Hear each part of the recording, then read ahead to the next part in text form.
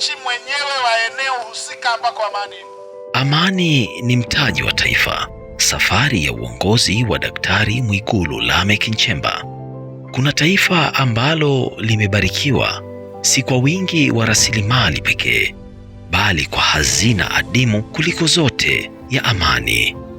Tanzania, taifa lililojifunza kuwa maendeleo hayachanui pasipo utulivu, na utulivu haulindwi kwa maneno tu, bali kwa uongozi wenye msimamo. Tusisahau kwamba kukua au kukuza uwekezaji nchini kunawezekana kutokana na uwepo wa amani, usalama na utulivu wa kisiasa. Amani ikichafuka haichagui. Niwaombe sana, maendeleo yetu, kunawiri kwetu, kupendeza kwetu, kulala na kuamka salama, tutunze amani ya nchi yetu. Tangu aingie katika nafasi ya juu ya uongozi wa kitaifa, Daktari Mwigulu Nchemba amebeba ujumbe mmoja mkuu: amani haichezewi. Ni wajibu wa kila Mtanzania kuilinda, kuienzi na kuithamini kwa faida ya kizazi cha sasa na kijacho. Katika ziara zake za kikazi mikoa ya Songwe na Mbeya, Daktari Mwigulu Nchemba alizungumza moja kwa moja na Watanzania. Hakuzungumza kama kiongozi aliye juu, bali kama mlezi wa mustakabali wa taifa. Lazima nchi yetu iwe na amani. Nawaambia Wanasongwe, nimewaambia na wengine, Tanzania si mali ya serikali. Tanzania si mali ya vyama vya siasa. Vyama vya siasa vipo kwa sababu kuna nchi inaitwa Tanzania. Si mali ya vyama vya siasa, si mali ya viongozi, si mali ya serikali. Tanzania ni nchi, ni mali ya Watanzania. Kwa hiyo mnufaika wa kwanza wa amani ya Tanzania ni Mtanzania mwenyewe. Amani ya Mlowo, mnufaika wa kwanza wa amani ya Mlowo hapa ni wewe mwenyewe mwana Mlowo. Haya mengine yote tunayoyasema hayawezi kutekelezeka kama hamna amani. Hatuwezi kushinda vita ya umaskini kama hamna amani.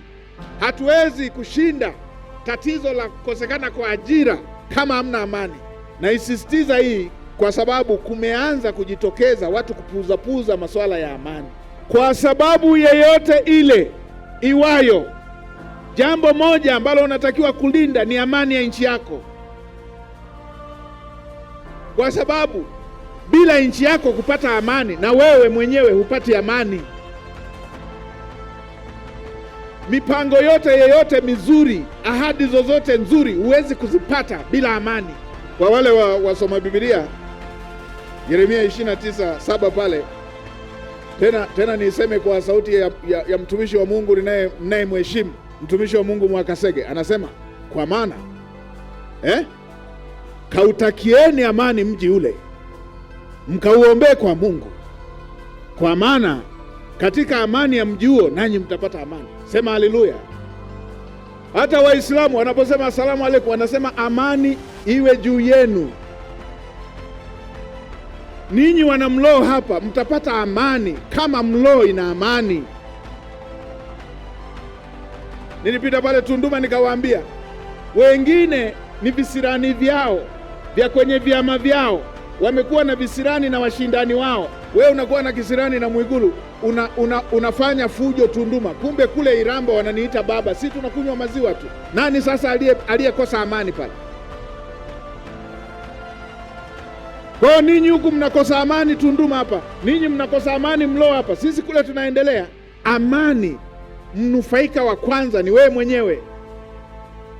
Amani ya Mlowo, mnufaika wa kwanza ni wewe mwenyewe.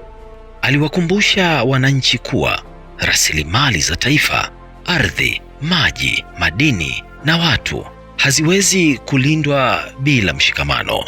Amani kwa mtazamo wake si ukimya wa migogoro, bali ni haki, usawa na uaminifu kati ya serikali na wananchi. Ukiona chui anamshambulia mchungaji, lengo lake sio mchungaji, ni wale kondoo. Rasilimali Ndio maana watu wanaungana kwa nguvu yote ile rasilimali. Wanatambua Tanzania imegundulika uranium, yamegundulika madini adhimu ambayo Tanzania itakuwa nchi ya kwanza Afrika, na mengine yako Songwe hapa. Yamegundulika, Tanzania itakuwa namba moja, na yale ndio madini yanayotafutwa duniani kote. Tanzania itakuwa miongoni mwa nchi 9 duniani na ya kwanza kwa Afrika.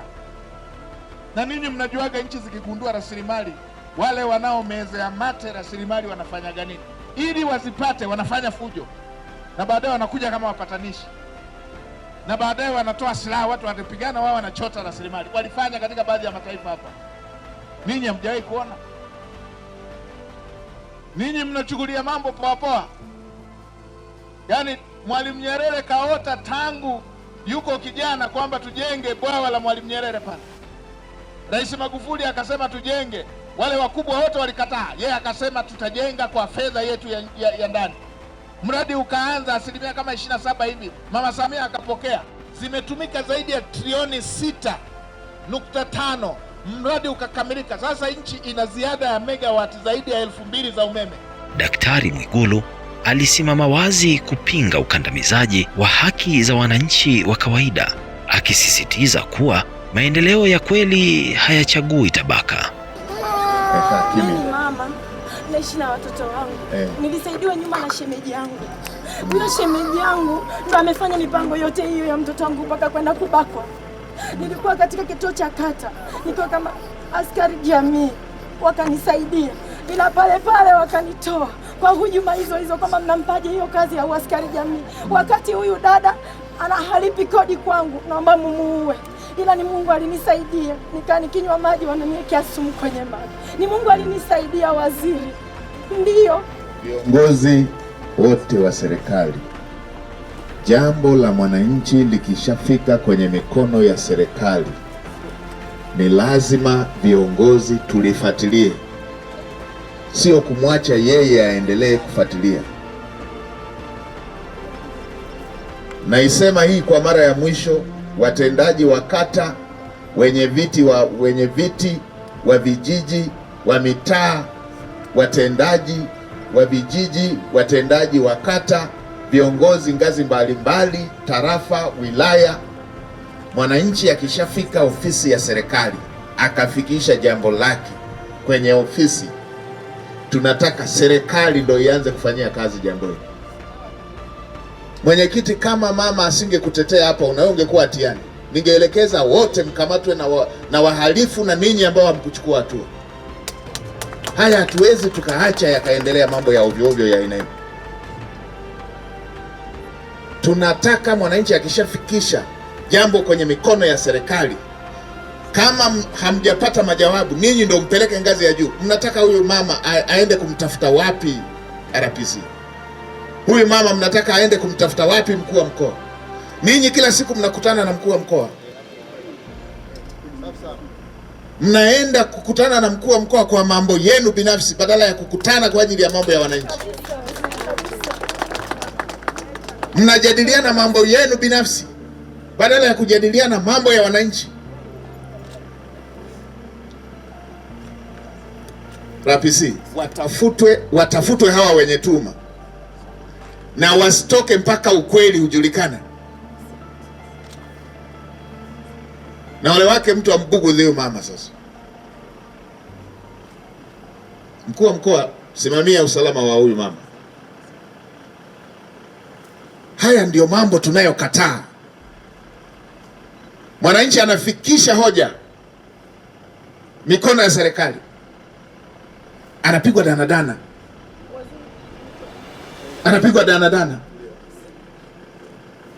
anakwenda na siku nyingine anapigwa danadana, anahangaika mpaka anaishiwa nauli, anaamua kukaa kimya. Siku viongozi wakifika, anaamua bebe bango, na bango hilo ananyang'anywa kabla kiongozi hajafika. Na hapa mlishataka asinione.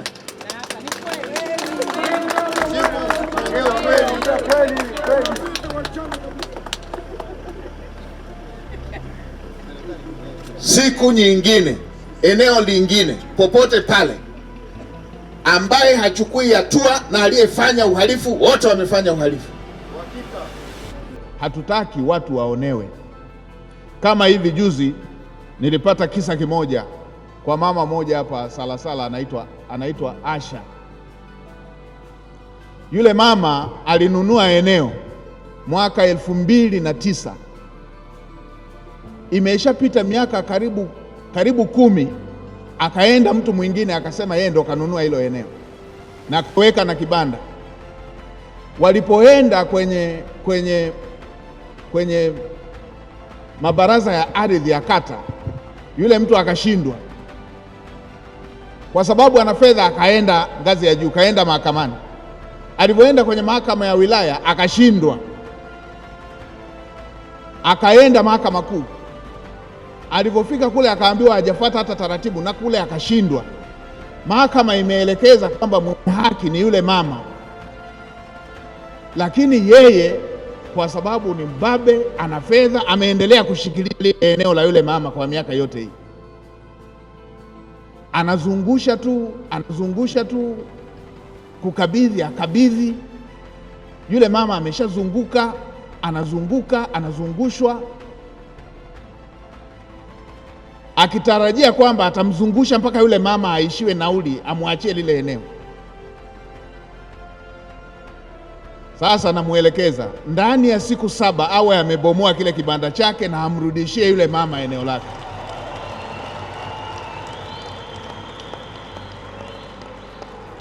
Ndani ya siku 7 awe amebomoa kibanda chake pale na amrudishie yule mama.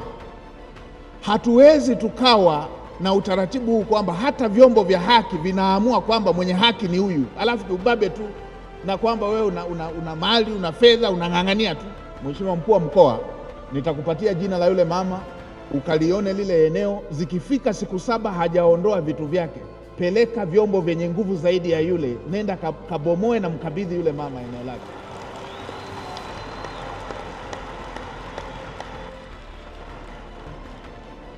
Hatuwezi tukaruhusu watu wanyonge wakawa wanaonewa namna hiyo na wale ambao wana nafasi, wana fedha na wanaweza wakaamini kwamba wanaweza wakapindisha kila kitu. Hatuwezi tukawa tunafanya ustaarabu kwa watu wanaoonea watu wa chini, haiwezekani. Hatuwezi tukawa tunafanya ustaarabu hatuwezi tukawapa heshima watu wanaoonea wenzao. Hatuwezi tukafanya ustaarabu kwa watu wanaopora, wanawaonea, wanapora haki zao. Hii haiwezekani. Nilifika na pale Dodoma nikakuta migambo fulani wameenda wakachukua biashara, bidhaa za machinga moja, wakachukua mtaji yote $500 sio na 40, wakachukua mpaka na mkokoteni. Niliwaambia ndani ya masaa 24 warudishe, wasiporudisha wakamatwe kama wezi wengine na wawajibishwe kwa hilo. Katika mapambano dhidi ya rushwa, msimamo wake ulikuwa bayana. Rushwa ni adui wa amani, adui wa haki na adui wa maendeleo. Kupitia kauli na vitendo, aliweka msisitizo, uwajibikaji, nidhamu na matumizi sahihi ya rasilimali za umma. Watumishi wengine wa umma wanatoa hati, wanakuwa na hati ya ahadi ya uadilifu ambayo haiwalazimishi kuweka wazi mali zao. Mheshimiwa Waziri, hili ni eneo lifanyiwe kazi upya.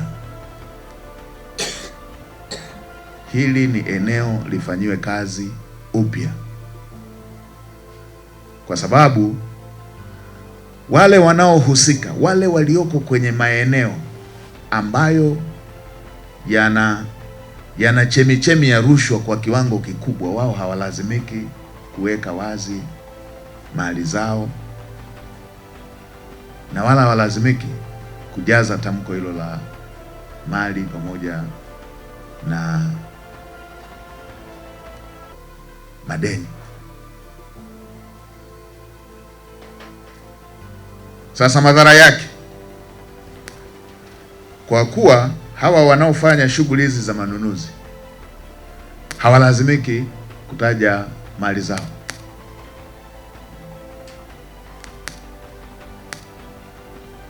na wala hawajazi fomu hizi za maadili ya viongozi wa umma. Wanaojaza ni viongozi wa umma. Hii inatengeneza mwanya wa kwamba fomu zinajazwa kikamilifu, zinajazwa na watu ambao katika baadhi ya maeneo hawako kwenye maeneo yenye chemichemi yenye changamoto kubwa ya rushwa. Kwa mambo yanaendelea kila mwaka, tunakuwa na routinary, tunakuwa tuna kautamaduni ka kujaza fomu kila mwaka, unaisha tunajaza, unaisha tunajaza, unaisha, na kila mwaka ukiisha pia na masuala ya rushwa yanaendelea kila mwaka ukiisha. Hili lazima liangaliwe upya, na Mheshimiwa Waziri, yabainishwe maeneo ambayo yana rekodi za rushwa, yanajulikana, maeneo ambayo yana viashiria, maeneo ambayo kila mtu anajua hapa kuna jambo huwa linafanyika mara kwa mara. Kwa sababu ya mapungufu ya kisheria wale watu wanakwepa. Yabainishwe, hayo ndio yapewe kipaumbele. Mfano, manaibu waziri kila mwaka wanajaza fomu za maadili. Hivi kati ya naibu waziri na mjumbe wa kamati za tenda, nani yuko likely kukutana na rushwa kiurahisi kila wakati? Ni mjumbe. Wapo watu ambao ile kamati ya maadili ile kamati ya tenda ikishatangazwa tu wanaiwekea dau yote, na dau lenyewe linakuwa linafuatana na mradi anaotafuta.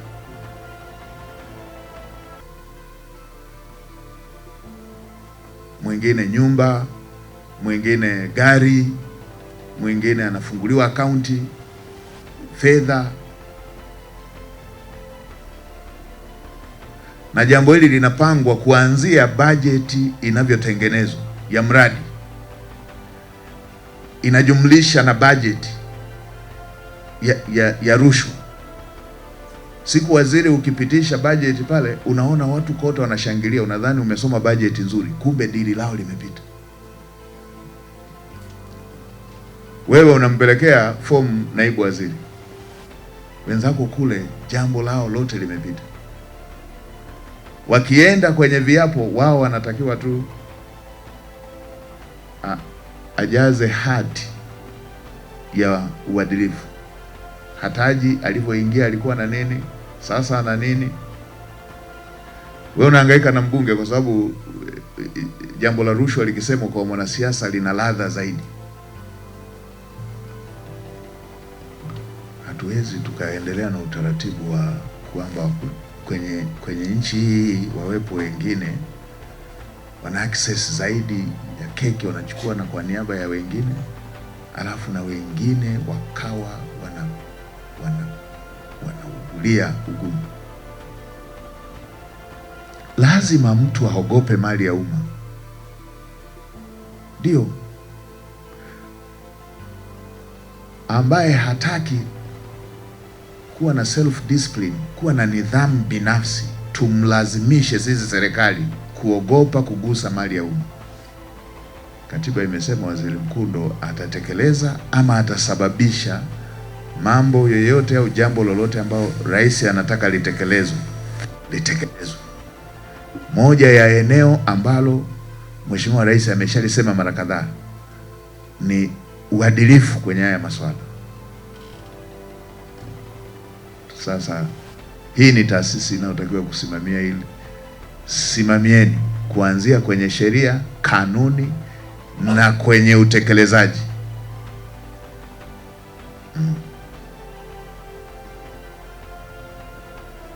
Sema tutakuwa na zero tolerance kwenye corruption. Anayedhani ni mzaha na ajaribishe ili tumtolee mfano.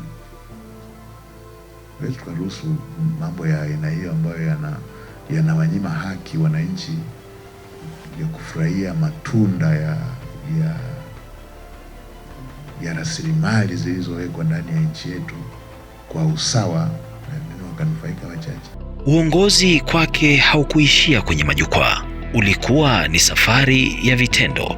Daktari Mwigulu alifanya ziara ya kutembelea na kukagua miradi ya maendeleo, akihakikisha kuwa ahadi zinageuka kuwa matokeo. Katika sekta ya afya, alisisitiza umuhimu wa huduma bora na miundombinu inayomfikia kila Mtanzania vijijini na mijini. Nianze kwa kumpongeza sana Mheshimiwa Rais Daktari Samia Suluhu Hassan. Kwa nchi nzima mahitaji haya yalikuwa yanapatikana Muhimbili peke yake. Haya mambo ni mazuri sana, watu tuwe tunakumbushana. Na Rais Samia ni rais wa 6, yangekuwa mambo mepesi yangekuta yote yalishafanyika. Kwa hiyo ni vizuri tukajua hizi ni jitihada za makusudi zimefanyika, tena jitihada zinazozingatia utu. Eneo mojawapo na la msingi sana ambalo linazingatia utu ni afya ya mtu. Sasa umeongelea Lindi, lakini hivyo ndivyo ilivyokuwa kwa Ruvuma, hivyo ndivyo ilivyokuwa kwa Mbeya, hivyo ndivyo ilivyokuwa kwenu Kigoma, hapo kuwepo na huduma za aina hii. Hivyo ndivyo ilivyokuwa kwetu Singida, hivyo ndivyo ilivyokuwa kwetu Mwanza, hivyo ilivyokuwa kwetu Simiu, hivyo ilivyokuwa kwetu Mara. Ndani ya miaka 4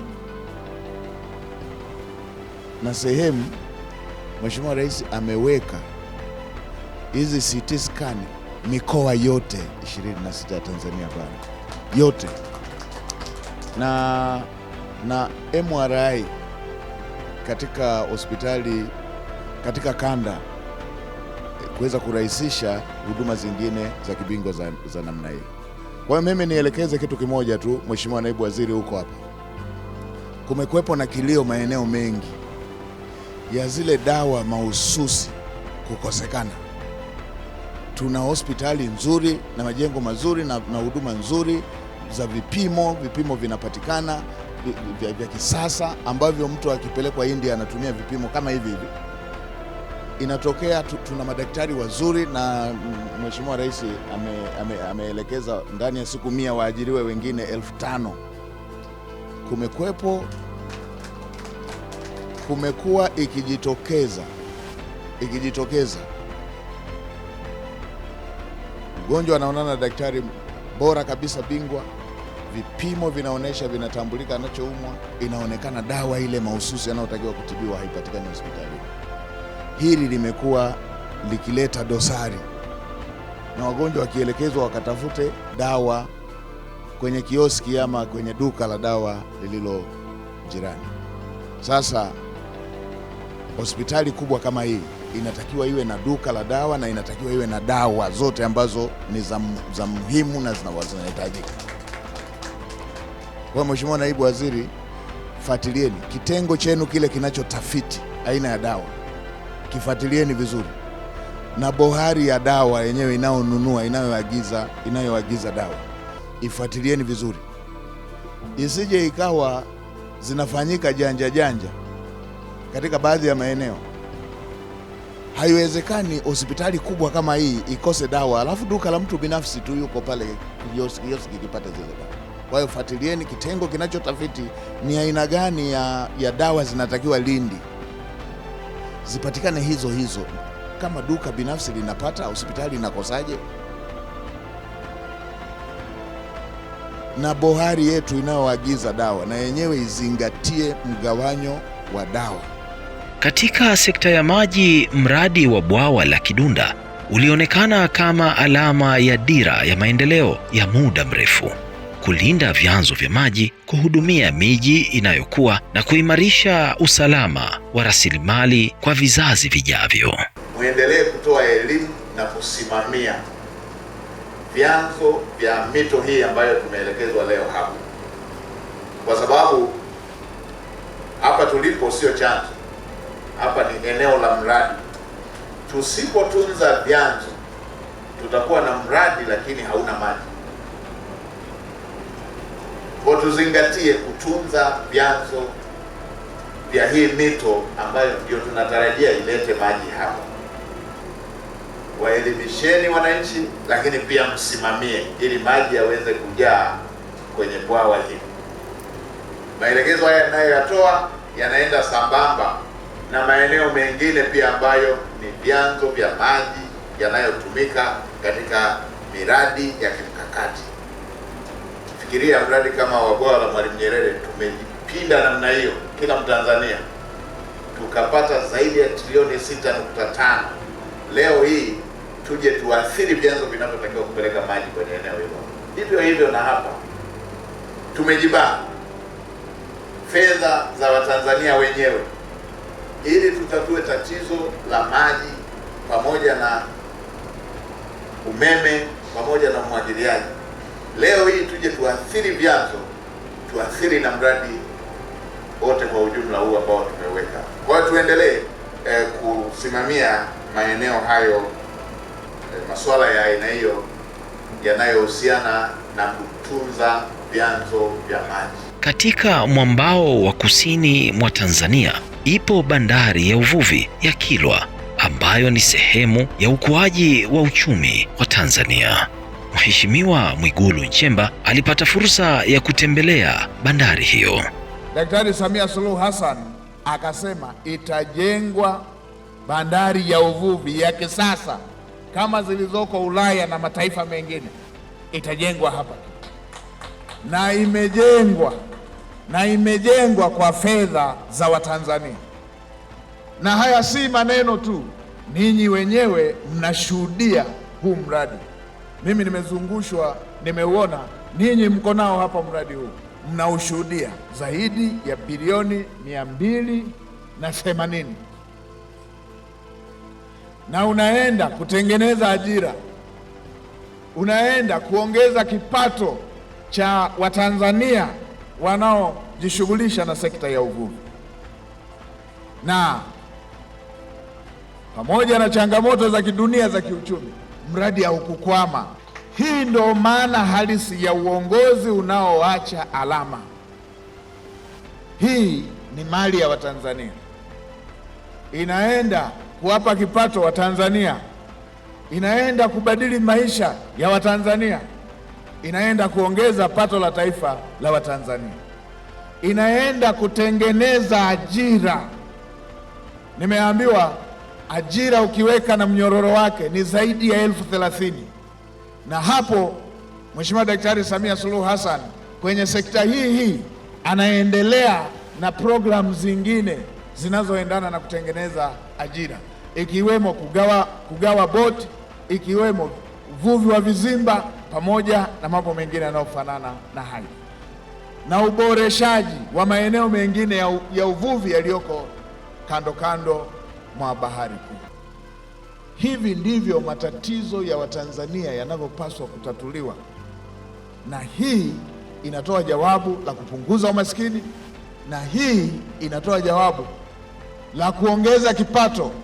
Safari ile iliyoandikwa kwenye dira ya 2050 inaanza na miradi mikubwa kama huu ambao hatukuwahi kushuhudia ndani ya nchi yetu. Kwa Dr. Mwigulu Nchemba, amani si kauli mbiu, ni sera ya maisha, ni msingi wa usawa, nguzo ya maendeleo na dhamana ya taifa. Mataifa hujengwa kwa maamuzi ya leo, na katika kila ziara, kila ujumbe na kila mradi, ujumbe wake unabaki kuwa ule ule: ilinde amani, linda haki, linda maendeleo. Hadi kufikia hapo, tumefikia tamati ya makala yetu hii maalum. Hadi wakati mwingine, asanteni na kwaherini.